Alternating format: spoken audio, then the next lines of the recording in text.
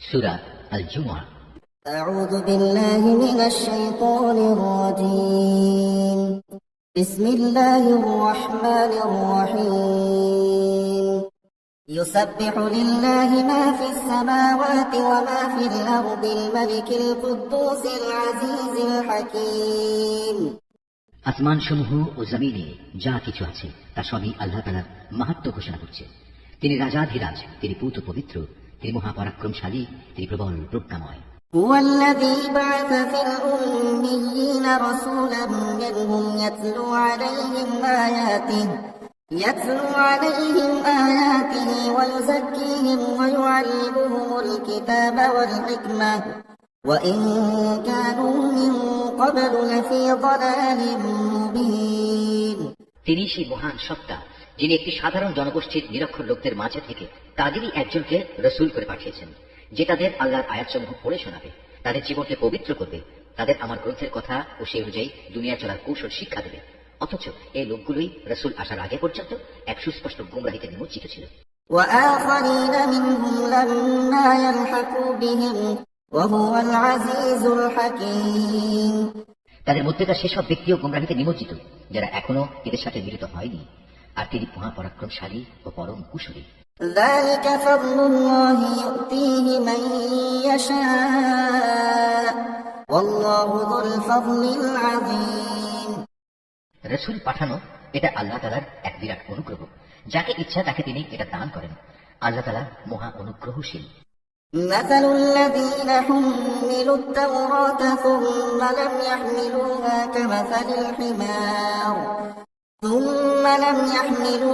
كمثل الحمار يحمل أسفارا بئس مثل القوم الذين كذبوا بآيات الله والله لا يهدي القوم الظالمين।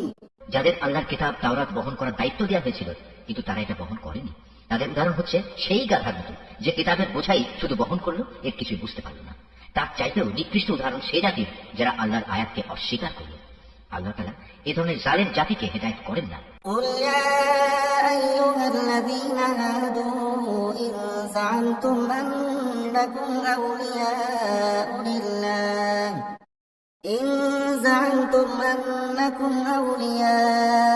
لله من دون الناس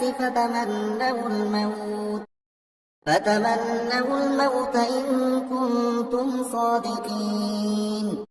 হে রাসূল, তুমি বলো, হে ইহুদিরা, যদি তোমরা মনে করে থাকো অন্য সব লোক বাদে কেবল তোমরাই হচ্ছ আল্লাহর বন্ধু, তাহলে আল্লাহর পুরস্কার পাওয়ার জন্য তোমরা মৃত্যু কামনা করো, যদি তোমরা সত্যবাদী হও।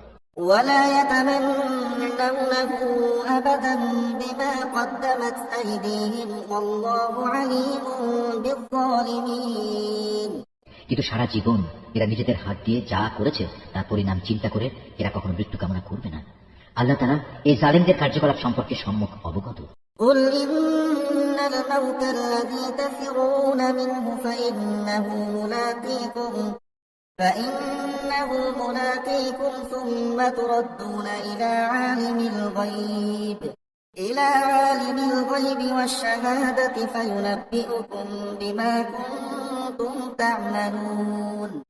হে নবী, তুমি এদের বলো যে মৃত্যুর কাছ থেকে তোমরা আজ পালিয়ে বেড়াচ্ছ, একদিন কিন্তু তোমাদের সে মৃত্যুর সামনাসামনি হতেই হবে। তারপর তোমাদের সে মহান আল্লাহর দরবারে হাজির করা হবে, যিনি মানুষের দেখা অদেখা যাবতীয় কিছু সম্পর্কেই জ্ঞান রাখেন। অতঃপর তিনি সেদিন তোমাদের সবাইকে বলে দেবেন তোমরা দুনিয়ার জীবনে কি করে এসেছো। يا أيها الذين آمنوا إذا نودي للصلاة من يوم الجمعة فاسعوا إلى ذكر الله وذروا البيع ذلكم خير لكم إن كنتم تعلمون। হে ঈমানদার ব্যক্তিরা, জুমার দিনে যখন তোমাদের নামাজের জন্য ডাক দেওয়া হবে, তখন তোমরা নামাজের মাধ্যমে আল্লাহর স্মরণের দিকে দ্রুত গতিতে এগিয়ে যাও এবং সে সময়ের জন্য কেনাবেচা ছেড়ে দাও, এটাই তোমাদের জন্য উত্তম যদি তোমরা তা উপলব্ধি করো। فإذا قضيت الصلاة فانتشروا في الأرض وابتغوا من فضل الله واذكروا الله كثيرا لعلكم تفلحون।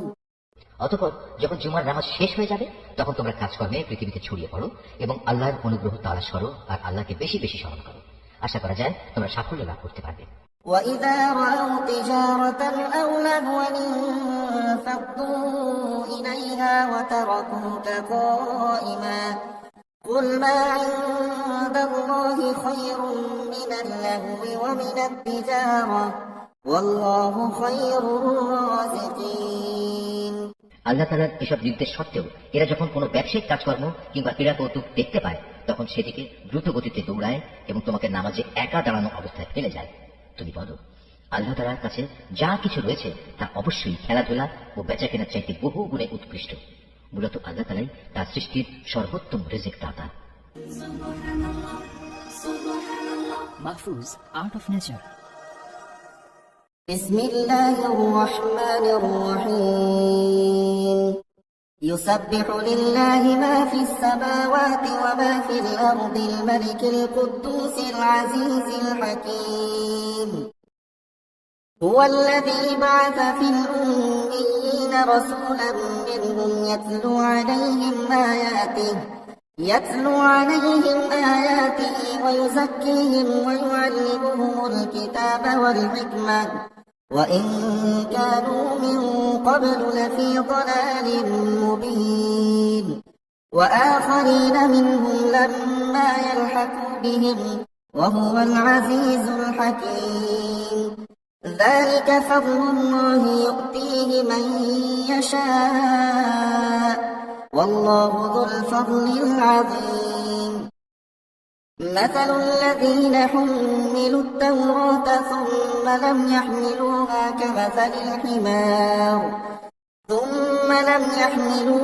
كمثل الحمار يحمل أسفارا بئس مثل القوم الذين كذبوا بآيات الله والله لا يهدي القوم الظالمين قل يا أيها الذين هادوا إن زعمتم أنكم أولياء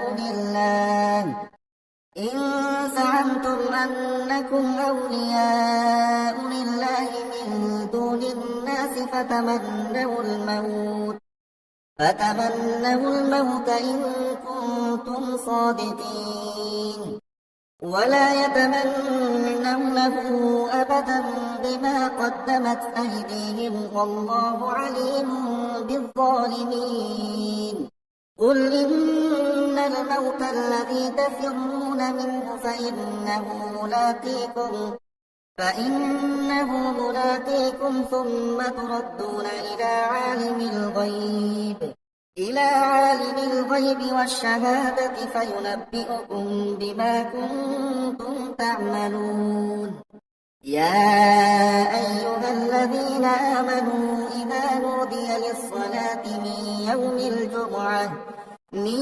يوم الجمعة فاسعوا إلى ذكر الله وذروا البيع ذلكم خير لكم إن كنتم تعلمون فإذا قضيت الصلاة فانتشروا في الأرض وابتغوا من فضل الله واذكروا الله كثيرا لعلكم تفلحون وإذا رأوا تجارة أو لهوا انفضوا إليها وتركوك قائما قل ما عند الله خير من اللهو ومن التجارة والله خير الرازقين